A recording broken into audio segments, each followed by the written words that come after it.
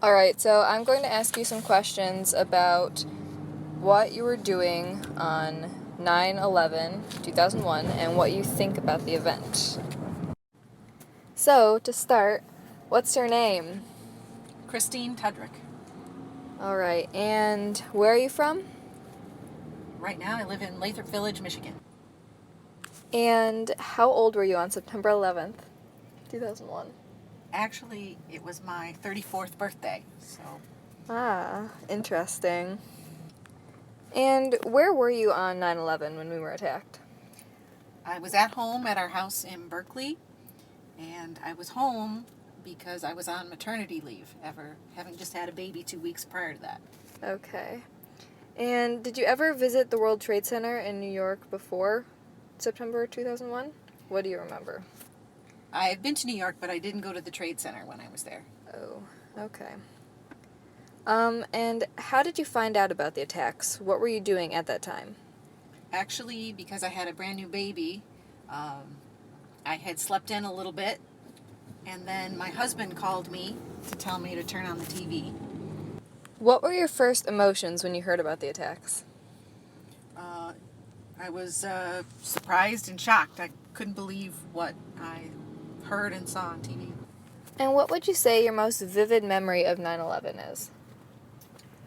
I remember just thinking about, are we going to go into war? Is it going to be the end of the world? Because I had a new baby, so I was very concerned about that.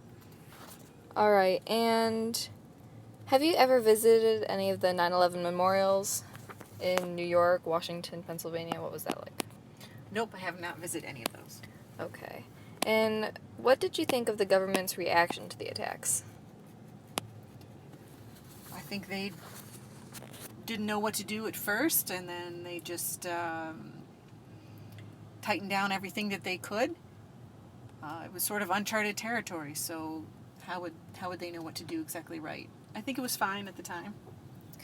Alright, and do you agree with the decision to invade Afghanistan or Iraq?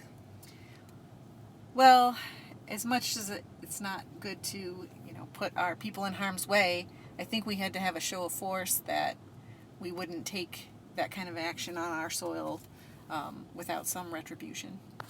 Okay. Do you believe the government should be able to listen to phone calls or read private emails in order to fight terrorism? Terrorism? Do you believe the government should be able to listen to phone calls or read private emails in order to fight terrorism? No, I don't think they should unless they have a subpoena to do so. Alright, and do you think that terrorism can be defeated? Why or why not?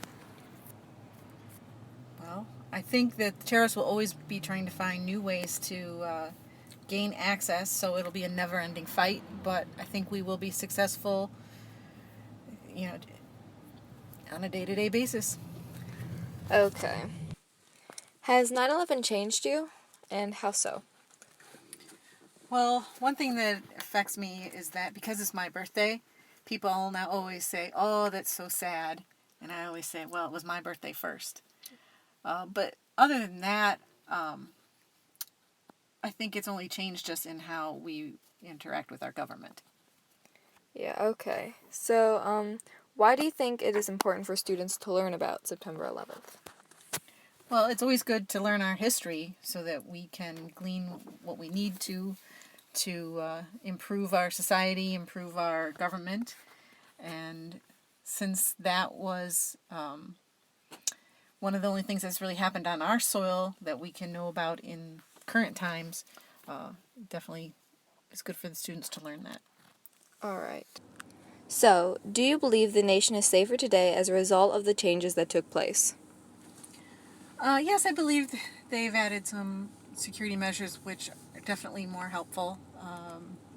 You know, Obviously the airline stuff seems to be working since we've caught quite a few terrorists that way. But I think that there's new avenues for terrorists to attack us in the cyber world, so I think we have that to worry about. Alright, sounds good. Thank you for agreeing to do the interview, and thank you for all of your opinions. You're very welcome. Keys?